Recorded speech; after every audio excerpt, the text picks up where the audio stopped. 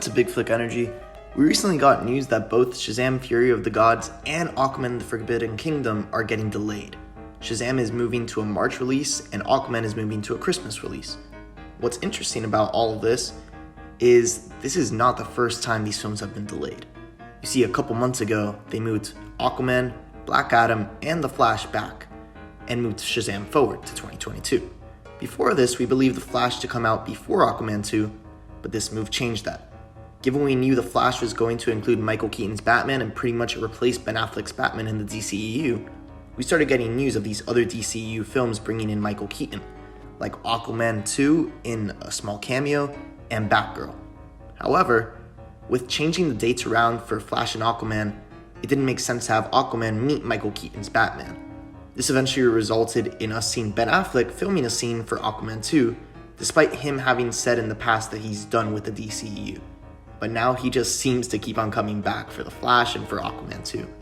So, Keaton was out of this film now, which makes perfect sense. But then came the news of Batgirl being 100% removed from the DC slate of films.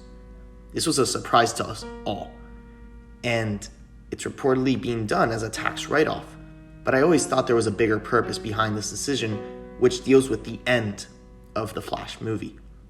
You see, The Flash was supposed to end with Michael Keaton as the new DCEU Batman, and Batfleck trapped in an alternate universe where we wouldn't see him again for a while, maybe not ever. With the cancellation of Batgirl, I began to speculate, what if they had to cancel the film because they're changing the story back to Ben Affleck staying as the DCEU's Batman? So an entire film with Keaton's Batman wouldn't make sense at all. Aquaman 2 makes sense because it's just one scene that they have to change. It's just a small cameo. But Batgirl, Michael Keaton is the Batman of that film. So it's much more difficult to switch Ben Affleck's scenes with Michael Keaton's scenes for that Batgirl film. But now we have the news of Aquaman moving back, as it will now come out after Flash, not before.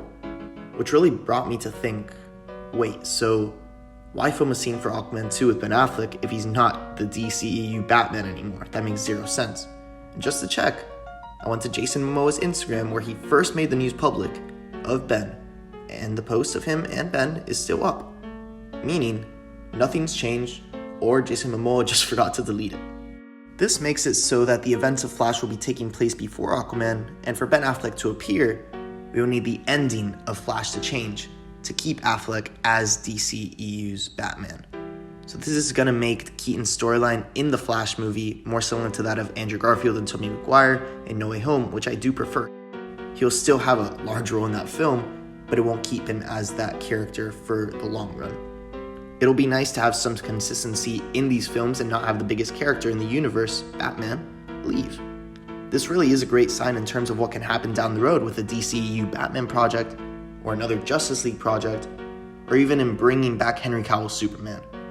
People say Warner Bros. Has no idea what they're doing right now, but with what looks like keeping Ben Affleck as Batman, the rumored hiring of Dan Lin as the Kevin Feige of DC Studios, a move I actually predicted in a video, by the way, which I highly recommend you guys watch, for why 4 months ago I thought he was the right man for the job.